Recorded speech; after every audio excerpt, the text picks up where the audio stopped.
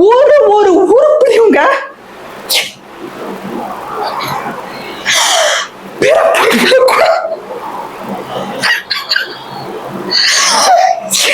இது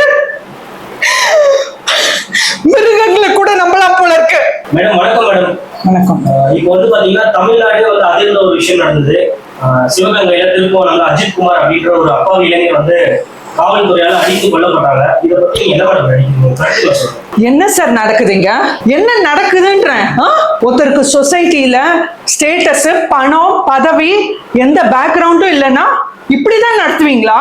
அப்போ ஒரு சாதாரண மனுஷனுக்கு தமிழ்நாட்டுல இந்த ஆட்சியில இடமே இல்லையா? நாங்களாம் எங்கதான் போறது? பதில் சொல்லுங்க. உடனே ஓடி வந்துருவாரு தீ அணைப்பு படை வீரர், நம்ம மாண்புமிகு முதலமைச்சர் முத்துவேல் கருணாநிதி ஸ்டாலின். இதுக்கு மட்டும் ஓடி வந்து எல்லாத்தையும் ஆஃப் பண்ணிடுவாரு. ஆஃப் பண்றதுக்குன்னே வருவாரு. உடனே போன் பண்றது, கோவில் சிசிடிவி ஃபுட்டேஜ் அழிக்கிறது என்ன, உடனே மினிஸ்டர் என்ன, தலைவர்கள் என்ன, எல்லாம் அவங்க ஒரு சாதாரணப்பட்ட குடும்பம், எந்த பேக்ரவுண்டும் இல்ல. யோசிச்சு பாருங்க, அவங்க வீட்டுக்குள்ள திடீர்னு மினிஸ்டர்ஸ் வராங்க, போலீஸ் படை வராங்க, எல்லாரும் வராங்கன்றப்போ இது என்ன மிரட்டல்? என்ன மிரட்டுறீங்க? this is called soft power. பாமர மக்களை மிரட்டி உங்களுக்குள்ள அதை சாதிச்சு அழிக்க வேண்டியதை அழிச்சு ஆஃப் பண்ண வேண்டியதை ஆஃப் பண்ணி, ஏன் அந்த போலீஸ் ஆபீசர்ஸ் மர்டர் கேஸ்ல புக் பண்ணல? ஏன் புக் பண்ணல? ஏன் பணியிடை நீக்கம் செஞ்சீங்க? ஏன் சஸ்பெண்ட் பண்ணீங்க? டிஜிபி சங்கர் ஜிவால் எங்க போனாரு? ஏன் அவர் இன்னும் ஒரு அறிக்கை விடல? இத பத்தி கன்சர்ன்ட் அபிஷியல்ஸ், கன்சர்ன்ட் மினிஸ்டர்ஸ் ஏன் பேசல? திரு முத்துவேல் கருணாநிதி ஸ்டாலின் அவர்களே, ஒரு பாமர மக்களா, ஒரு தமிழ் பெண்ணா நான் உங்களுக்கு வைக்கிற கேள்வி, மக்களுக்காக, மக்களால, மக்களோட மக்களா இருக்கிற ஒத்தரா இந்த ஜனநாயகத்துல நாங்க உங்களுக்கு இந்த சிஎம் பதவி கொடுத்திருக்கோம். எங்க டாக்ஸ் பணத்துல, ஞாபகம் வச்சுக்கோங்க, எங்க டாக்ஸ் பணத்துல நீங்க சம்பளம் வாங்குறீங்க. இந்த வசதி வாய்ப்பு எல்லாம் எங்க வரி பணம். அப்படி இருக்கிற ஒருத்தர் இவ்வளவு பெரிய தமிழ்நாட்டை கொதிக்குது, என் ரத்தம் கொதிக்குதுங்க. இந்த மாதிரி ஒரு சிச்சுவேஷன்ல எங்க போனீங்க?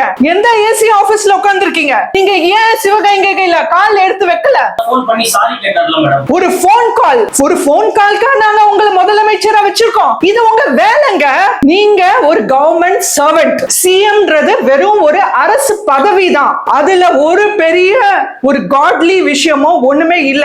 நீங்க மக்களுக்காக வேலை செய்யற ஒரு தொண்டர், ஒரு அரசு அதிகாரி, ஒரு கவர்மெண்ட் சர்வெண்ட். சோ ஒரு சிச்சுவேஷன்றப்போ நீங்க அங்க இருக்கணும். பர்சனலா சிச்சுவேஷன் என்னன்றத அட்ரஸ் பண்ணணும். போன் பண்ணிட்டு ஒரு சாதாரண மக்கள் யோசிச்சு பாருங்க, அவங்க அம்மா என்ன ஒரு மனநிலையில இருப்பாங்க. ஒரு சாதாரண ஒரு பெண்ணா அந்த நியூஸ பார்க்க என்னால நைட் எல்லாம் தூக்கமே இல்ல, அவ்வளோ மனசு கொதிக்குது. அப்படி இருக்கிறவங்க ஒரு தாய், அவங்க மனசு என்ன ஒரு வேதனையில இருக்கும், என்ன ஒரு ரண வேதனையில இருக்கும்.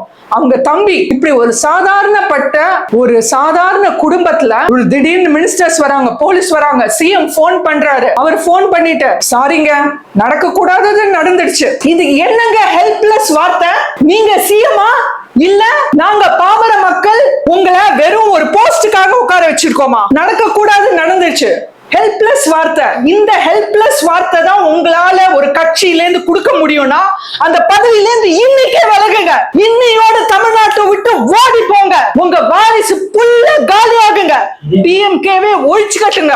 இதே விஷயம் உங்க வீட்டுல உள்ள உங்க வாரிசு உதயநிதிக்கோ இன்ப நிதிக்கோ நடந்துருச்சுன்னா சாரிங்க, தெரியாம நடந்துச்சுங்க அப்படின்ற வார்த்தை பேசுவீங்களா திரு முதலமைச்சர் அவர்களே? ஏன் இந்த பகட நாடகம்? எவ்வளவு நாள்? இனிமே தமிழ் மக்கள் இத பொறுத்துக்க மாட்டாங்க. இதோட வாரிசு அரசியலுக்கு ஒரு முடிவு கட்டுவோம். 2026 இதுக்கெல்லாம் பதில் சொல்லி ஆகும். அதுக்கு மேல சிஎம் அவர்கள் போன் பண்ணி அந்த போன் காலை நோட் பண்ணுங்க.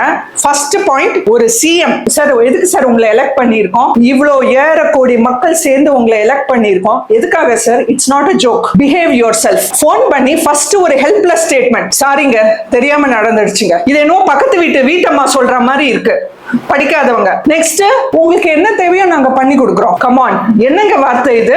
ஆஃப் பண்ற வார்த்தை. சரியான தீயணைப்பு படை வீரருங்க நீங்க. நல்லா எது நடந்தாலும் உடனே போய் ஆஃப் பண்ணிடுறது மேட்டரை. நைஸா மூடி மறைச்சு எல்லாத்தையும் க்ளோஸ் பண்ணிடுறது, யாராவது ஒருத்தரை பலிக்கடா ஆக்கி அவங்கள ஜெயில உள்ள தள்ளிட்டு இதோட நாங்க நீதி வாங்கி கொடுத்துட்டோம், கேஸ் க்ளோஸ், நாங்க பாருங்க சட்டத்தை காப்பாத்துறோம் அப்படின்னு தன்னை தானே மாற தட்டிக்கிறது. என்னங்க யார வச்சுங்க காமெடி பண்றீங்க?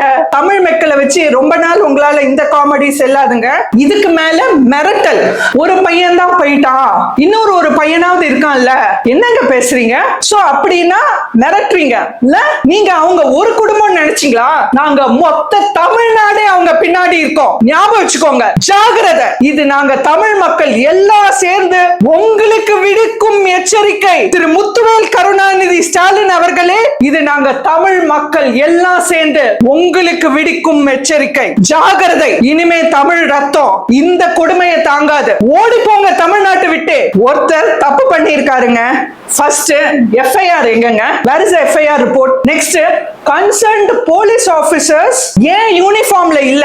அந்த வீடியோ ஏதோ ஒரு பை சான்ஸ் யாரோ ஒருத்தர் தற்செயலா பயந்து போய் ஒளிமறைவா எடுத்த ஒரு 17 செகண்ட் வீடியோல இவ்ளோ ஒரு கொடுமை வெளியா இருக்குன்னா அப்ப மொத்த கொடுமை எவ்வளவு பயங்கரமா இருக்கும். ஏன் எந்த கன்சர்ன்ட் போலீஸ் ஆபீசர்ஸும் யூனிஃபார்ம்ல இல்ல?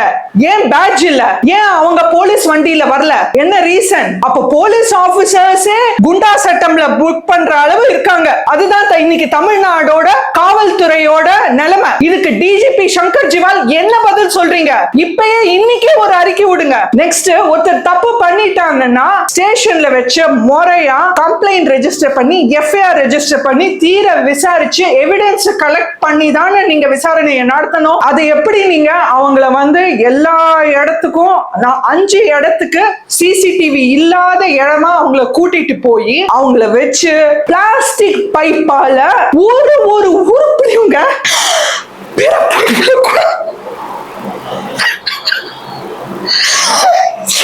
இது மிருகங்களை கூட நம்பலாம் போல இருக்கு. எங்க இருந்து வந்தீங்க இப்படி மிருக உருவத்துல மனுஷங்க? என்னங்க உங்க வீட்டுல எல்லாம் பையனே இல்லையா? இப்படியா கொடுமைப்படுத்துவீங்க? இந்த வழியிலே இந்த வேதனையில அந்த சிசிடிவி அந்த ஒரு ரெக்கார்டிங்ல 2 போலீஸ் ஆபீசர்ஸ் அவங்க கையில ஏறி நின்றுருக்காங்க, ஒருத்தர் அவர் தலையில ஏறி நின்றுருக்காங்க. இப்படி ஒருத்தர் லாக் பண்ணி அடிச்சிருக்கீங்க கண்ட இடத்துல. இது வந்து போஸ்ட்மார்ட்டம் ரிப்போர்ட்ல 48 இடத்துல அவருக்கு காயம் நடந்திருக்கு. எப்படிங்க இப்படி ஒருத்தர் கொடூரமா கொல்றதுக்கு யார் அந்த சார்? இதுக்கு பின்னணி யார்? முதல்ல அவரை வெளில வர சொல்லுங்க. முதல்ல அந்த கன்சர்ன்ட் பர்சன் நிகிதாவை வெளிச்சத்துக்கு கொண்டு வாங்க. அவங்கள வந்து போலீஸ் ஸ்டேஷன் ஆஜராக சொல்லுங்க. அவங்கள வந்து கோர்ட்ல ஆஜராக சொல்லுங்க. அவங்கள பேச சொல்லுங்க. அவங்கள போலீஸ் விசாரிக்கட்டும். அவங்க மேல கம்ப்ளைண்ட் ஃபைல் பண்ணும். அவங்க மேல எஃப்ஐஆர் ஃபைல் பண்ணும். ஒரு சாதாரண ஒரு விஷயத்துக்கு இவ்வளவு தூரம் ஒரு செக்ரட்டேரியட்ல இருக்க ஒரு ஐஏஎஸ் அதிகாரி இதுல இன்வால்வ்டுன்னு சொல்றாங்க. அது யாரு அந்த சார்? திருப்பி பல சார்கள் இந்த திமுக ஆட்சியில தான் ஒளிமறைவா ஒளிஞ்சிட்டு இருக்காங்க. இந்த ஆட்சி, இந்த வாரிசு அரசியல் இதோட ஒழியணும். இந்த 4 வருஷத்துல 24 லாக்அப் நடந்திருக்கு தமிழ்நாட்டுல. என்ன கொடுமை இது? சட்டத்தை காப்பாற்ற வேண்டிய காவல்துறையே சட்டத்தை மீறி சட்டத்தை கொலை செய்யும் ஒரே கேடு கெட்ட நாடு தமிழ்நாடு மட்டும்தான்.